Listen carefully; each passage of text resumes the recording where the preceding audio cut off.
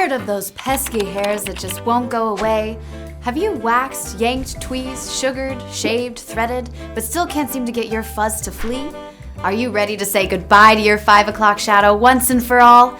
Look, we all have hair in a lot of places, but we don't always love having it. And if you've tried any or all of the aforementioned treatments, you're probably exhausted and ready for some reliable results. Enter laser hair removal, a semi-permanent solution that uses a laser to remove unwanted hair.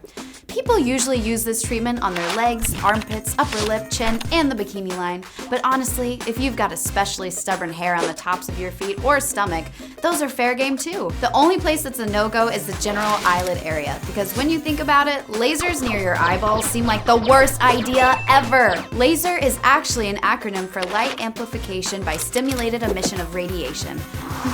I agree. Laser is a much catchier name. When the electrons and atoms absorb energy from an electrical current, they get excited.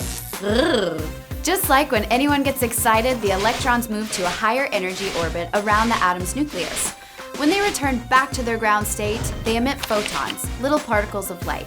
Stimulated emission? Excited molecules? Damn lasers, you nasty. So where does hair factor into all this pew pew pew laser action? While the laser is emitting its light, pigment in the hair called melanin is all like, yum yum yum, and absorbs all them photons. But little do the hair know that this is a trap. After the melanin absorbs the laser, the light energy is converted to heat, which damages the hair follicles within the skin that produce hair. Imagine a plant that's inside like a broken-ass pot with bad soil. It would be hard to grow anything in there. A damaged hair follicle is the same way. It's meant to prevent or delay future hair growth. The secret to the laser's success is the contrast between the color of the skin and the color of the pigment in the hair follicle. This means that laser hair removal works best on fair skin with dark hair. However, there is now a specific laser called the ND-YAG that's meant for darker skin types. Yay! We love inclusion! Once you get comfy on the bench, a doctor will hook you up with some pretty sick shades to protect those precious peepers. And then we'll start shooting little zaps or pulses toward the treatment area. Small areas like your armpits may only take a minute or so because they require fewer pulses, while larger areas like your legs or back might take up to an hour because it might need somewhere around 1,500 pulses. Depending on your own personal pain threshold, this could feel like annoying little pinches or like you're getting a bikini waxed over and over again.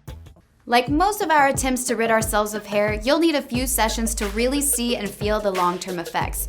Usually 2 to 8 treatments can get you to about 80% hairlessness.